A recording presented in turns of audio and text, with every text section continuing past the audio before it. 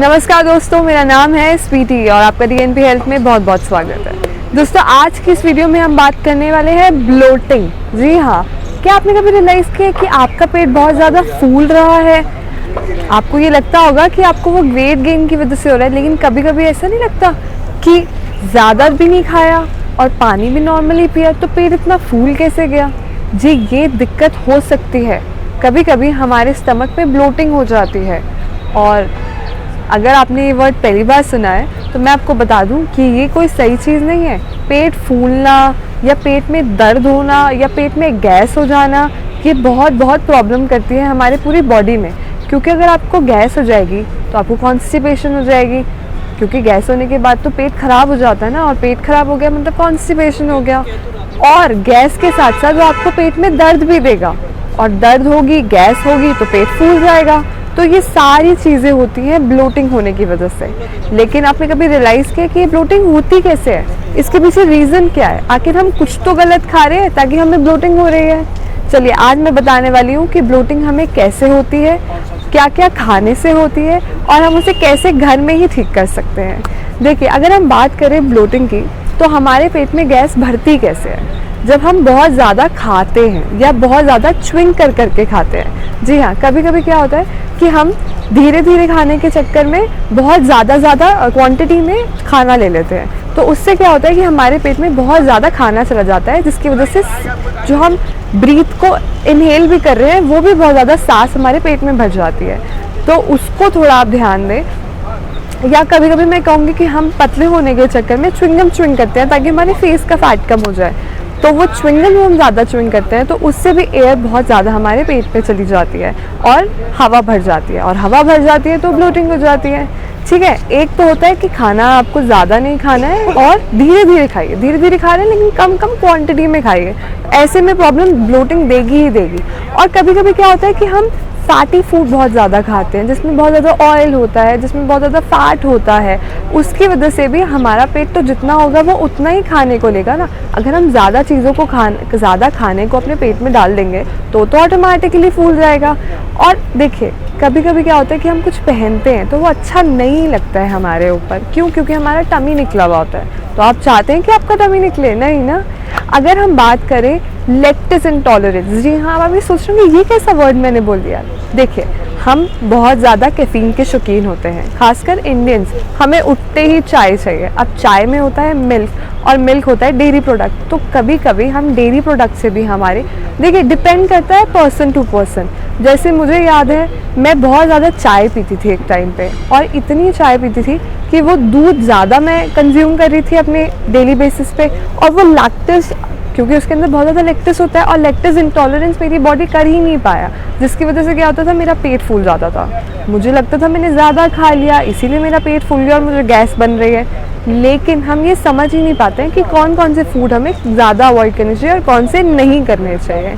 तो lactose intolerance में भी आपको बहुत ध्यान देना चाहिए कि आप दूध का कम कंज्यूम कर रहे हैं या डेयरी प्रोडक्ट से रिलेटेड कुछ भी, चीज़, पनीर, दही, कुछ भी। फिर अगर हम बात करें कॉन्स्टिपेशन, तो ब्लोटिंग कॉन्स्टिपेशन की भी प्रॉब्लम को भी बहुत ज़्यादा करता है। पेट फूल गया, गैस हो गई जैसे मैंने अभी बताया, और कॉन्स्टिपेशन हो गया। लेकिन अगर आपको कभी कभी कॉन्स्टिपेशन होता है तो वो नॉर्मल है कि चलिए कुछ आपने एक हफ्ते में या 3-4 दिन में कोई एक ऐसी चीज़ खा ली और पेट खराब हो गया। लेकिन आपको हर बार कॉन्स्टिपेशन रहता है तो आपको अपने डॉक्टर से जाके एक बार कंसल्ट ज़रूर करना चाहिए। चलिए, अगर मैं बात करती हूँ कि ऐसे कौन कौन सी चीज़ें हैं, कुछ ऐसे फूड्स हैं जिससे ब्लोटिंग हो सकती है, और अगर आपको ऐसे लक्षण दिख रहे हैं जो मैंने अभी आपको बताया कि ऐसे ऐसे खाने से वो लक्षण हो रहे हैं, तो आपको ये खाना कंट्रोल करना चाहिए।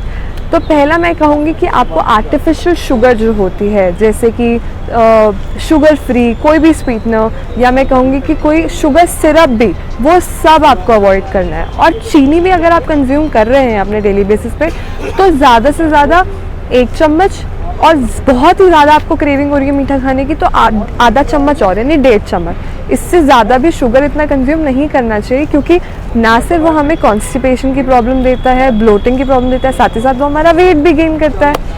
तो आप तो चाहते नहीं है ना कि आप मोटे हो और आपका पेट बढ़ जाए और आप कहीं जाएं और लोग आपको बोले कि तुम तो फैट होते जा रहे हो।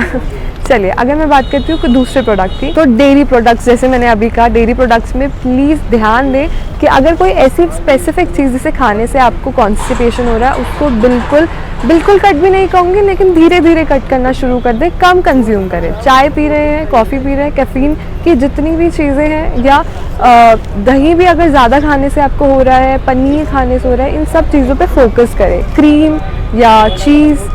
चलिए अगर मैं बात करती हूँ अपने कार्बोनेटेड बेवरेजेस, ये क्या होते हैं, जैसे सोडा ड्रिंक्स। हम लोग बहुत शौकीन होते हैं ना कि हम किसी शादी में जा रहे हैं, पार्टी में जा रहे हैं, तो हम कुछ भी खाते हैं, हमें साथ साथ हमें कोक और कोई भी सोडा ड्रिंक्स पीने का मन करता है। इस पे फोकस करिए। अल्कोहल में मैं कहूँगी कि इस पे भी थोड़ा सा अपना कंज्यूम कम करिए, उससे भी हमारा पेट फूलता है और ब्लोट हो जाता है। अगर मैं बात करूँ ऑयली और सॉल्टी, ऑयली फूड तो देखिए नॉर्मल ऑयल अगर आप कंज्यूम कर रहे हैं दैट्स फाइन।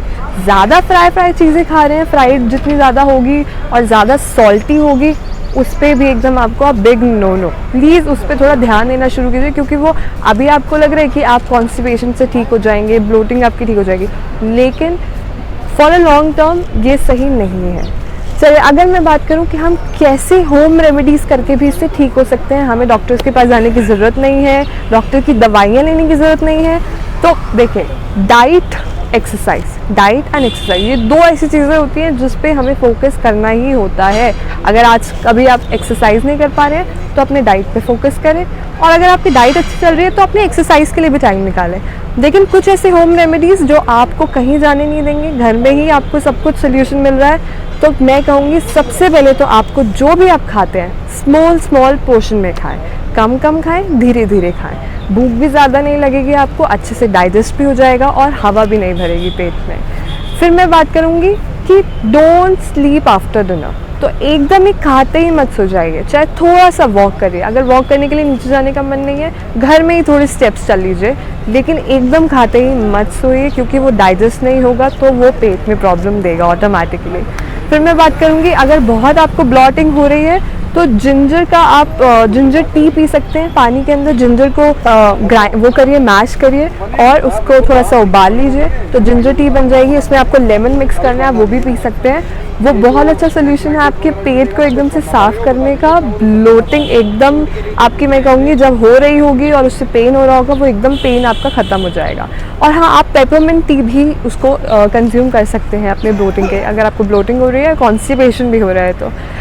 फिर मैं बात करती हूँ कि जो सॉल्ट है उसका इंटेक थोड़ा कम कर दीजिए, उस पर फोकस करिए कि कहाँ आप सॉल्ट ज़्यादा डाल रहे हैं, कहाँ डालने की ज़रूरत नहीं है। अच्छा हाँ, कुछ लोगों को एग्स से भी ब्लोटिंग होती है, वो क्योंकि डेयरी प्रोडक्ट में ही आ जाता है एग्स। तो प्लीज़ अगर आपको लग रहा है कि एग खाने के बाद आपका पेट थोड़ा फूल जाता है तो उस पर थोड़ा फोकस करिए। खाइए, एग्स खाने में कोई प्रॉब्लम नहीं है अगर आप एग्स खाते हैं तो, लेकिन थोड़ा कंज्यूम कम कीजिए।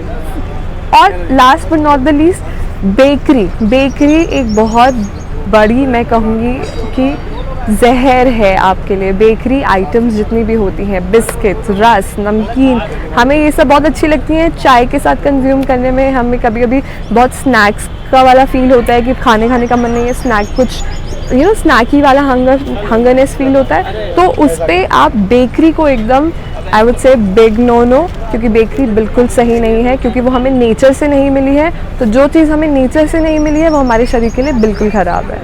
मुझे लगता है ये वीडियो आपके लिए बहुत फ़ायदेमंद होने वाली है अगर आप इस पर कुछ करते हैं, अगर आप इसको लागू करते हैं अपनी लाइफ में। अगर आपको हमारी ये वीडियो पसंद आई हो तो लाइक, शेयर और हमारे चैनल को सब्सक्राइब करना ना भूलें, और हमारी आगे की वीडियोस देखने के लिए बने रहें हमारे साथ। Thank you for watching DNP health.